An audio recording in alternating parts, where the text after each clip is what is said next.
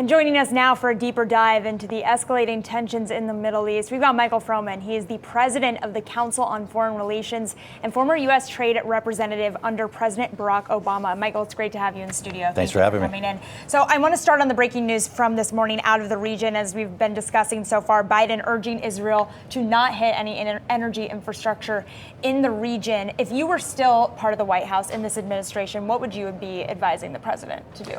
Well, I think they understand that Israel feels the need to retaliate. And so there are three categories. They can go after military targets, as they did last time.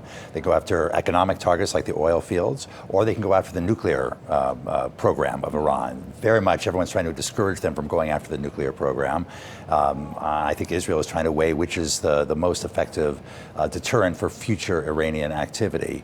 Right now, Hezbollah has been Iran's what we call second strike capability, that they always felt that if Israel were to attack Iran, they could use Hezbollah to attack Israel. But Hezbollah has now been significantly degraded by Israel in terms of killing off most of its leadership and degrading a lot of its military capabilities. So Iran is trying to figure out how to deter further Israel activity if they don't have Hezbollah to rely on. Is there any way to deter really further escalation within the region, given the fact that neither side or any of the sides don't seem to be backing down at this point? I think at each step, there's efforts to try and convince both sides to escalate in as proportional a way as possible, so to minimize the escalation.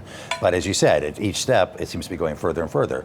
Remember, it was about a week ago that Iran sent 200 ballistic missiles to Israel. Not just drones, but these are missiles that can get there in 15 minutes. They were largely a failure, and I think that was to some surprise for Iran.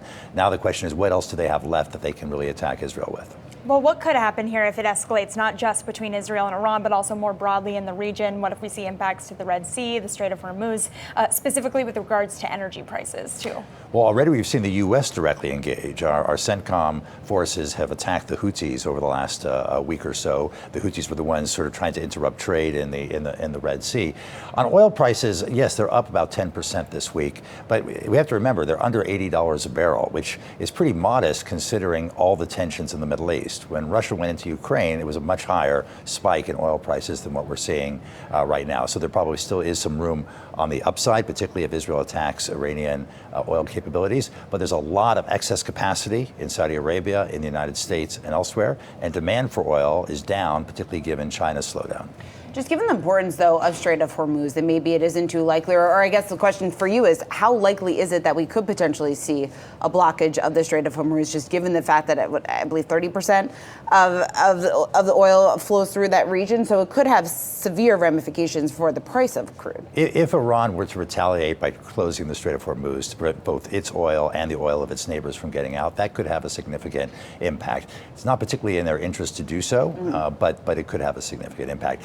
Iran itself is only about 4 million barrels a day out of a global market of about 100. And so there's already more excess capacity just waiting to be put on the market in Saudi Arabia than that 4 million barrels.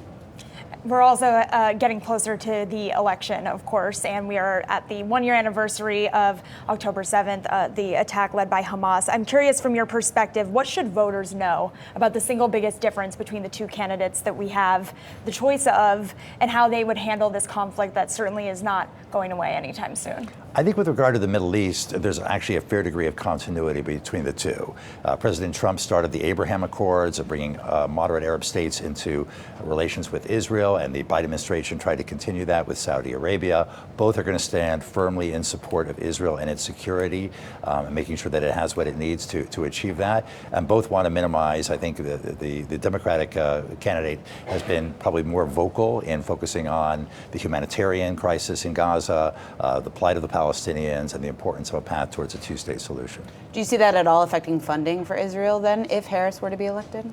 I think the United States is likely to stand very firmly behind Israel. There's some conversations in Congress about conditioning some of the aid on whether it's used in Gaza, some of the large munitions.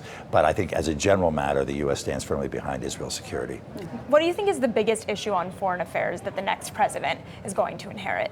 Well, the world's a very messy place. I mean, clearly, it's a much more complicated environment to operate in than it's been for the last 80 years. And so I think the next president's going to have to figure out how do we assert U.S. leadership, have as much influence as possible, while making sure we're addressing the concerns at home. And I think either president's going to have to deal with those sets of issues. All right, Michael Froman, thanks so much for joining us here in studio. Council on Foreign Relations President, thanks so much.